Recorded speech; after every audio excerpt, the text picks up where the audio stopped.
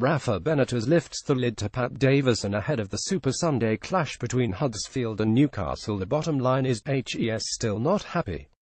As we all know by now, Rafael Benitez wanted and expected more from this transfer window than he has got so far. And, with the budget he has to work with, it's virtually impossible to see that being entirely rectified by the start of September.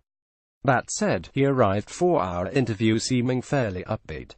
We'd set up our cameras toward the top of St James Park's magnificent Milburn stand to capture the pitch and the stadium in all its glory during our filming.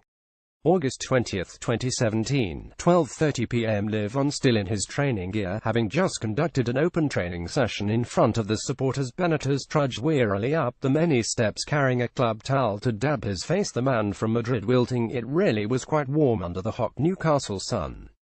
But once he got to us, I was genuinely surprised by how warm and engaging he was.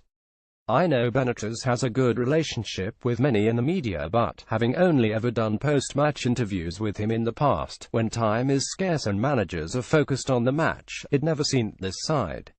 Benitez earned promotion with Newcastle last season. He spoke for so long about training methods and analysing games before the cameras were rolling, I began to worry about how much time we'd have left to do an actual interview. Luckily, there was time to return to his coaching once we got started. But first, some old ground. Is he happy?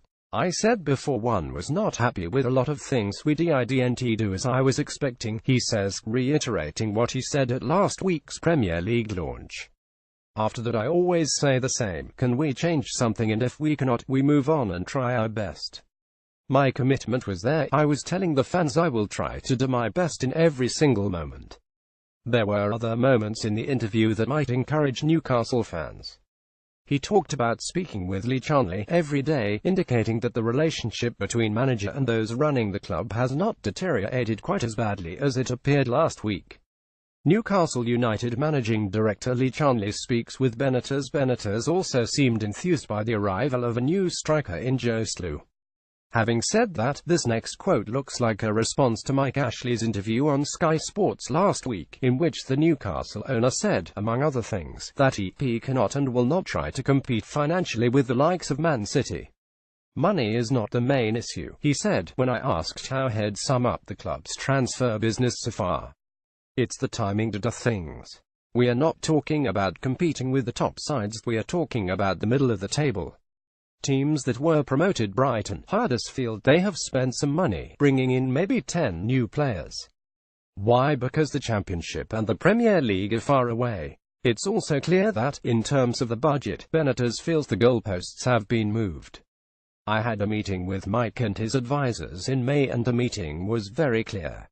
So what happened after wasn't exactly what I was expecting. So it's not a question of, he was telling me this and that, it was very clear. Newcastle owner Mike Ashley says, he doesn't have the financial might to compete with the likes of Manchester City. The club know my idea. I know that some things we cannot change, but still we could do things in a better way, and we are still in the market, so we will try our best to improve the squad and create a good atmosphere. In terms of how he'll improve the squad, Benitez wants to try another 2 or 3 things, and selling players to generate funds and create space on the wage bill could be a key part of that. After that, it will down to Benitez and his work on the training pitch to do something he's done many times in the past: create a team that's capable of achieving beyond the sum of its parts. I know when the window shuts and you have your players, you have to coach them and improve them. I did that when I worked in the academy at Real Madrid, and I like to do that. We train with the ball 80% of the time and 20% without. We try to improve our players technically, analyze the characteristics and tactically try to get them doing what we want them to do. The main thing is to spend many hours training. While Benitez looks to whip his squad into shape, what, even at this stage of the season, looks like a crucial set of fixtures, looms. The next 5 are against Huddersfield, West Ham, Swansea, Stoke and Brighton, all likely to be in Newcastle's part of the table as the season progresses. Benitez says money is not the main issue at St James Park. It all depends on the first games, says Benitez.